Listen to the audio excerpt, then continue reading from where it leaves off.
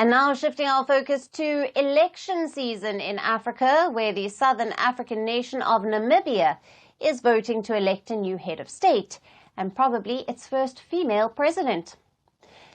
Namibia, a nation of 3 million people and located on the coast of the Atlantic Ocean, is voting today to elect a new president as well as members to its National Assembly.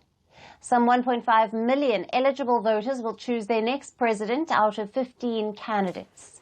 And it is very likely that the country might just elect its first female president. The country is currently governed by an interim president, Nangolo Mbumba, who took over in February after the former president Hage Geingob had died. The people decide. Today they decide. And they will tell us how they feel in their hearts, how they feel in their mind, and how they want their future to be.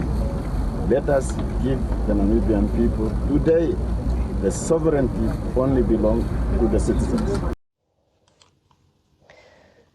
But Mbumba is not contesting this year's elections, paving the way for the likely election of the Vice President, Netumbo Nandi-Ndaitwah, as the President, despite certain hurdles for her party, the Southwest African People's Organization, or the SWAPO, that has led the country since its independence from apartheid South Africa in 1990.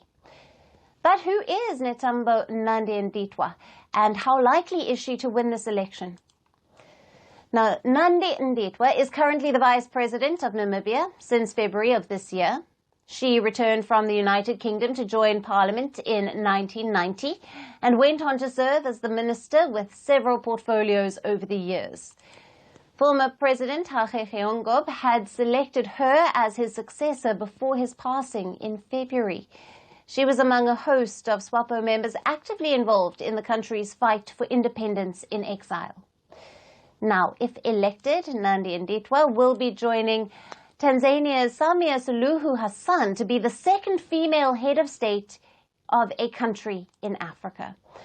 After casting her vote on Wednesday, Nandi-Ndaitwah has urged voters to come out in large numbers during the polls.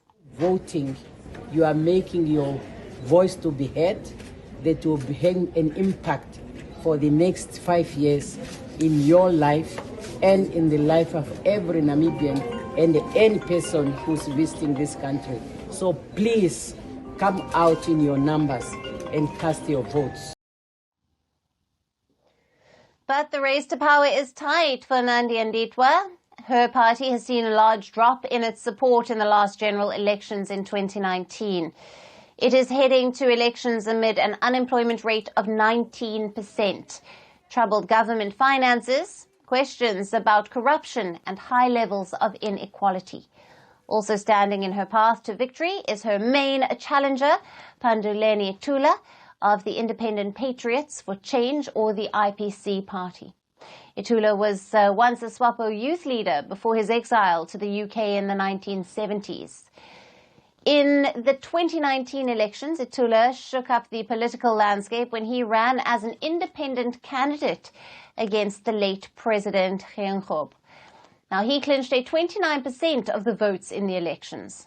Itula criticizes the SWAPO government for what he describes as endemic corruption and general inefficiency in Namibia. He remains popular, especially among Namibia's youth. Another prominent opposition candidate is Mcheri Venani.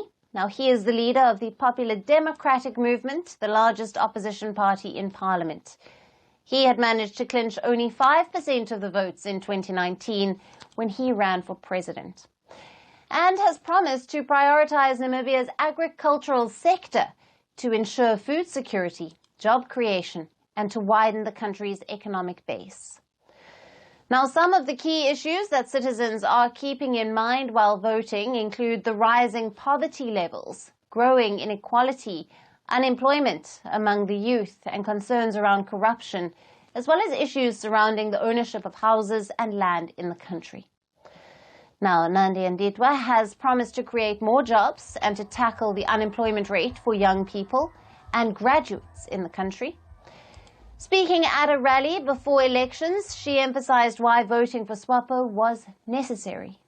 We should choose for our oil and gas to be a blessing, in making sure we take it, we put it under the care of the SWAPO party. A party with a history, a party that cares for our people. And your candidate, truly, I am from that generation of liberation.